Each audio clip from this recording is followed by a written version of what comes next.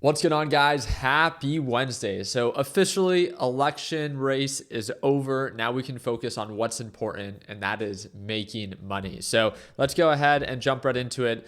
I don't know if I'm the only one that's surprised by how the market is reacting. It's not as bullish as I thought it would be.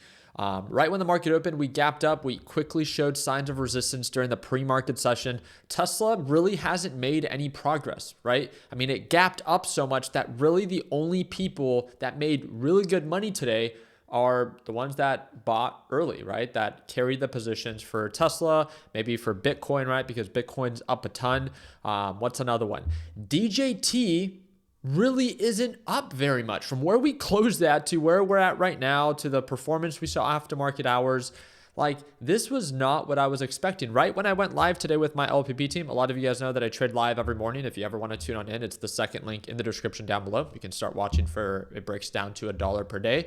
But I started seeing that there was a lag. There was no progress on the upside. And I was like, whoa, whoa, whoa. This is not a good sign. I know fundamentally DJT is not a good company. And I got in at $39, which technically isn't the best price point to have gotten in at yesterday. So it was up, but it wasn't up a ton. And it was already beginning to show signs of resistance. So during my live trading session, I actually was like, hey, I might actually start reducing my long position on DJT. And fortunately, I did. I walked away with $2,300 in the green. I then shifted my focus to Tesla. Tesla was testing previous resistance. I entered a short position. It sold off. It was approaching previous support, and I bought to cover. I knew that, again, it was just I feel like the market's still confused. Tomorrow we have that FOMC rate decision where the Federal Reserve is going to announce a possible rate cut, and then Jerome Powell 30 minutes after should be, talking to analysts and answering questions. So I really want to hear not so much about the inflation rate,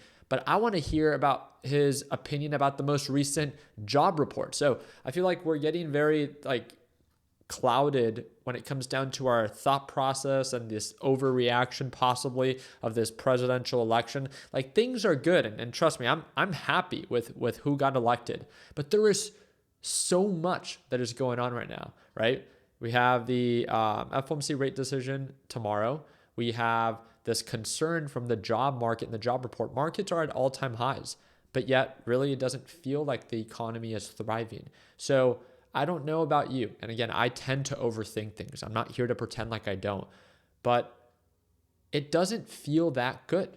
As in, markets are doing well right now, but it almost feels short-lived. The market has been so strong, right? If we pay attention to QQQ and we look at it on the day chart, they've been so strong that it's almost better to take a market when it's on a downturn because there's so much upside, right? It's easier to recover from that. When markets are this bullish, but really the economy, I mean, when it comes down to rental rates, housing rates, unemployment rates, when it comes down to true inflation rates, right? Everything's super expensive. I really don't feel like the economy is thriving other than the stock market. The stock market's always thriving as it tends to overreact. Now, it might just be me. You guys let me know. But I think it's going to be very interesting to see that. Yeah, today there's a lot of excitement. There's a lot of energy. There's a lot of momentum. We can see that being expressed through the market. Is it an overreaction? Have things or will things begin to settle down? What's going on overseas? Is there, talks about a potential war? Will we jump into that, right? There's just a lot going on, and markets are just at a critical range where it can easily tip over and get really bad very quick. So I'm excited to follow up, but I want to remind you, while all this excitement and energy is being expressed through the market, I want to remind you that it's never a bad idea to not put yourself in a position in which you cannot tolerate. So if you're buying at all-time highs thinking that the markets have to continue to skyrocket, they definitely can. They can continue to rally. But if they don't, then can you tolerate those pullbacks? And if the answer is no, then maybe you shouldn't put yourself in a position in which you cannot tolerate. The other thing that I want to bring up is Root. I also ended up shorting Root from overbought levels right back to oversold levels. So I'm excited to follow up. I'll make sure that I keep you guys posted. The only other trade that I do have actively open is I have an open short position on Robinhood. And I wanted to share this with you guys at the very end because market's about to close, and I don't want you guys to copy this. This is a true, very risky trade. I'm down about 3,900. I entered a little bit too early, but I plan to add more to my short position if it begins to sell off, right? Because I make money when it sells off. The reason why is that crypto is incredibly bullish right now, because the way that they view it is that Trump will accept Bitcoin and crypto. It's another level of credibility. And the more that it's accepted, the more credible it is. Great. Crypto hit new all-time highs. Anytime we see something like this, and if the hype begins to fade and crypto begins to fall, Coinbase and Robinhood begin to fall. When crypto rallies, Robinhood and Coinbase rally. When crypto falls, Robinhood and Coinbase fall. Understand that correlation. I'm not here to say that Robinhood has to sell off, but when it gapped up 21% over this news, I feel the energy. I can see it. And any reaction tends to be an overreaction. So you know me, I love to prepare for the downside. And that's exactly what I'm doing. I'm here to show you beforehand, and before it's even going according to plan, my open short position on Robinhood. I'll manage and mitigate my risk if it ends up making new highs.